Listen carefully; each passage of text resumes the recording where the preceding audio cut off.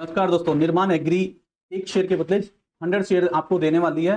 30 सितंबर को board meeting होने वाली है जिसमें यह फैसला लिया जा सकता है। तो सबसे पहले आज मैं आपको बहुत जल्दी से एक छोटी सी कंपनी में इतने अच्छे फाइनेंशियल और इतनी बड़ी चीजें हैं, मैंने नहीं सोचा था। बट जब मैंने इसके फाइनेंशियल पढ़े तो मेरे को काफी अच्छा लगा और मुझे लगा कि ये नॉलेज आप तक शेयर की जाए। तो आइए स्टार्ट करते हैं। निर्माण एग्री जेनेटिक लिमिटेड, जी हाँ, एक शेयर के बदले आपको 100 शेयर मिलने वाले हैं। इसके बारे में भी बात करने वाले हैं। सबसे पहले ये समझते हैं, जी हाँ, ये एक स्मॉल एंड मीडियम एंटरप्राइजेस की कंपनी है जिसका आईपीओ आया था 2020 में और ओपन हुआ था उस समय ये 92 पे और सीधा डाउनफॉल हुआ था 48 का।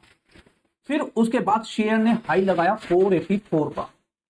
4 साल की कहानी है सारी। देखिए कितना अच्छा पैसा ऑलरेडी बना चुकी है। और इन 4 साल में ये इसका लो था जो कि कंपनी ने शुरुआती फेज में ही बना दिया। जैसे ही ओपन हुआ उसके बाद धीरे धीरे ये नीचे आया और यहां से सीधा फिर 484 जाता है। और मजे की बात यह है कि लास्ट ट्रेडिंग सेशन में 5 में शेयर चल रहा है अपर सर्किट पे। जी हाँ, जब से ये न्यूज आई है 15 तारीख को ये न्यूज आई है और शेयर में तब से प्राइस एक्शन बन रहा है बहुत तेजी से, जिसके बारे में कोई बात भी नहीं कर रहा और आपको पता नहीं चल। तो समझते हैं क्या है ये खबर। 15 सितंबर 2025 को निर्माण एग्री जेनेटिक कंपनी के एक्सचेंज फाइलिंग में, देखिए दोस्तों याद रखना, एक्सचेंज फाइलिंग में घोषणा की थी उनके बोर्ड ऑफ डायरेक्टर 30 सितंबर 2025 यानी कि अभी 8 दिन बाद जो होने वाला है, एक मीटिंग का आयोजन करेगी जिसमें बोनस शेयर ये देने वाले 1:10। यदि आपके पास एक शेयर है तो उसके बदले आपको 10 शेयर मिल जाएगी, यानी कि टोटल हो जाएगी 11 शेयर। और जारी प्रपोजल पर विचार करेंगे। इसका मतलब है कि अगर आपके पास एक शेयर है तो आपको 10 एडिशनल शेयर मिल जाएगी, जो मैंने बताया। साथ ही स्टॉक स्प्लिट की भी इसमें घोषणा हो सकती है और मीटिंग में 1:10 का भैया स्टॉक स्प्लिट भी हो सकता है, क्योंकि शेयर है 10 की फेस वैल्यू पे अभी, तो इसे तोड़ा जा सकता है। अगर ये दोनों फैसले आ गए तो शेयर आपको मिल जाएगी इसी विदेशों में। साथ ही मजेदार बात यह है कि बिजनेस के एक्सपेंशन पे भी बात करने वाले हैं ये, और बिजनेस के जो एक्सपेंशन है उसके बारे में ये बोल रहे हैं कि hydroponics and aquaponics farming technology. जी हाँ, ये इंडिया में बहुत ही बड़ा रिवोल्यूशन है अगर ये दो इस तरह की फार्मिंग हम लोग करना शुरू कर देते हैं, क्योंकि भारत आज भी कृषि प्रधान देश है और इसमें इस तरह की टेक्नोलॉजी से बहुत फायदा मिलेगा कंपनी को। और बिजनेस में एक्सपेंड अगर इस तरीके से करती है तो आगे जाके मे भी ये बहुत बड़ी कंपनी ना बन जाए। और दोस्तों याद रखना, शेयर बाजार में ऐसा तभी ज्यादा बनता है जब छोटे बिजनेस बड़े बनते हैं। तो शायद ये ऐसी कंपनी हो। इसका डिसीजन हम अभी फंडामेंटल से लेंगे, तो आगे देखते हैं। तो सबसे पहले कंपनी का जो ये बिजनेस मॉडल है हाइड्रोपोनिक एंड एक्वापोनिक्स, ये क्या है इसको बारे में एक बार आपको समझाते हैं, सो दैट कि आपको पता चले। इसलिए मैं ये लेके आया हूं, लिख के लेके सारी चीजें आपको समझा रहा हूं। देखिए, हाइड्रोपोनिक एंड एक्वापोनिक एक खेती की टेक्निक्स है जिसमें हाइड्रोपोनिक्स में पानी से खेती की जाती है, जिसके लिए सिर्फ पानी ही उपयोग में किया जाता है और मिट्टी का इस्तेमाल बिल्कुल नहीं किया जाता। जी हाँ दोस्तों, देख लीजिए टेक्नोलॉजी कितना एडवांस है।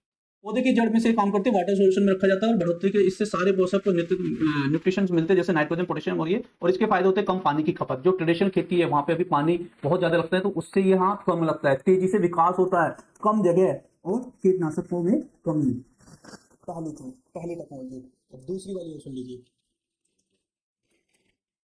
एक्वापोनिक्स। जी हाँ, ये एक मछली पालन और खेती का कोम्बो है, यानी कि हाइड्रो भी और मछली का पालन भी इसमें साथ साथ होता रहेगा। ये क्या है, एक तरफ मछलियों को एक टैंक में पाली जाएगी, फिर उसका जो वेस्ट होगा उसे वो उसमें छिड़क के और अन्य पौधे वाले हिस्सों में पंप किया जाएगा और अन्य बैक्टीरिया इस अमोनिया को नाइट्रोजन जैसे पोषक तत्वों में बदल देते हैं, जो पौधों के लिए खाद का काम करता है। उसके वेस्ट को इन्होंने बदल दिया खाद में और पौधे इन पोषक तत्वों को सोख लेते हैं और पानी को फिर से साफ कर देते हैं और यह साफ पानी दोबारा से टैंक में चला जाता है। ये है, ऐसे काम करती है एक्वापोनिक्स टेक्नोलॉजी, जिसमें मछली और खेती दोनों एक साथ साथ हो रहे हैं। पूरी तरह प्राकृतिक है, नेचुरल है, ऑर्गेनिक, रासायनिक खाद की जरूरत ही नहीं पड़ती। ऑर्गेनिक खेती है, जो ऑर्गेनिक फार्मिंग का कल्चर पूरे वर्ल्ड में हो रहा है तेजी से, तो सोचिए कितनी बड़ी अपॉर्चुनिटी इस कंपनी के सामने है। और मछली का वेस्ट का ही खाद बन जाता है और दोनों चीज का उत्पादन होता है दोहरा। एक ही सिस्टम में आप ताजी सब्जियां, पौधे और मछलियां दोनों मिलाते हैं और सेल्फ सस्टेनिंग है। और एक बार सिस्टम सेट हो गया फिर उसके बाद ये अपने आप ही चलता है। तो ये इस टेक्नोलॉजी के बारे में लाने की सोच रहे हैं, इसी के बारे में वो बिजनेस एक्सपेंस करने की सोच रहे हैं। तो ये देखिए कितना अच्छा बिजनेस है और इंडिया जैसे देश के लिए तो ये बहुत अच्छा हो सकता है। अब एक बार इसके पीएस यानी कि कॉम्पिटिटर कंपनी देख लीजिए, LT food, KRBL, Karvy seeds, और ये सारी इसकी हैं। और लास्ट में आती है निर्मल। सबके रेट देख लीजिए, ये 209 पे है और ये सब देख लीजिए। यहाँ पे मजेदार बात ये है, एंटमैन जेड स्कोर लगाया मैंने, इसका देखिए सबसे ज्यादा है और ये जितना ज्यादा होता है उतना अच्छा होता है, ठीक है ना। तो एंटमैन जेड स्कोर में ये अच्छी है। पी रेशो इंडस्ट्री का पी, यानी कि जो इस सेक्टर की कंपनी है उन सबका एवरेज पी रेशो है 21, यानी कि 21 रुपए के आसपास आपको देना ही पड़ता है। यहाँ पे कितना देना पड़ रहा है? कुल 6 रुपए। और इसके कंपेरेटिव जितनी भी ये कंपनी है उसमें देख लीजिए सबसे ज्यादा सबसे कम इसी के लिए है, क्योंकि एसएमई आईपीओ छिपा हुआ था अभी तक, अभी शायद नजर में आएगा और अब इसके पी भी बढ़ जाएगा। और एलटी फोर्स वगैरह का देख लीजिए और सबसे ज्यादा देख लीजिए सेनिस्टर 64 के पी पे, यहाँ पी के मामले में बहुत अच्छी है। सीएमपी टू बुक वैल्यू, यानी कि जब ये कंपनी बनी थी इसकी जो बुक वैल्यू थी उस समय, और अगर आज का जो भाव है ये 200 रुपए, उसे कंपेयर करें तो कितना है? कुल 1.53। और सारी कंपनियां भी इससे ज्यादा हैं। तो यानी कि अपनी कॉम्पिटिटर कंपनी में भी ये सबसे अच्छी साबित नजर होती जा रही है। अब एक बार इसके फाइनेंशियल पे बात कर लेते हैं। कंपनी का जो मार्केट कैप है 168 करोड़ की है, क्योंकि मैं पहले ही इसलिए मैंने बताया कि स्मॉल एंड मीडियम एंटरप्राइजेस की कंपनी है। एसएमई आईपीओ कुल 2020 में लाई है। करंट प्राइस 220 चल रहा है और स्टॉक का पी रेशो अभी हमने देखा पीएस के भी कंपैरिजन में काफी सस्ता है, वैल्यूएशन काफी सस्ती है। बुक वैल्यू की बात करें 137 और अभी चल रहा है 210, ये भी हमने बात करी थी। डिविडेंड यील्ड भी देख लीजिए कितनी शानदार है, 0.95%, 1% तो डिविडेंड में। रिटर्न ऑन कैपिटल एम्प्लॉयड 35%, यानी कि अपने रिसोर्सेस जितने भी है अपना सारी चीजें उस पर ये अच्छा यूटिलाइज करके अच्छा पैसा कमा रही है। रिटर्न ऑन इक्विटी, एग्जिस्टिंग जो शेयर होल्डर है उनका जितना पैसा है उस पर इन्होंने इतना कमाया है। तो ये जो रिटर्न्स है ये कंपनी की एक स्ट्रॉन्ग ग्रोथ या रिसोर्सेज का यूटिलाइजेशन को बता रहे हैं। अब यहाँ पे P&L मैंने 3 साल के लेके आया। देखिए कंपनी 2023 में 29 करोड़ की सेल्स करती है, जिसमें से प्रॉफिट आता है 24 करोड़ का, और ऑपरेटिंग प्रॉफिट निकल के आता है जो इनका मेन कोर बिजनेस है उसमें से 4, और जो मार्जिन है वो है 15%, जो कि बहुत अच्छा मार्जिन होता है। और ईपीएस है इस समय 5 रुपए का, बहुत अच्छा है। 2024 में देखिए, अब मैंने ये इसलिए रखे ताकि आपको ग्रोथ का पता चले।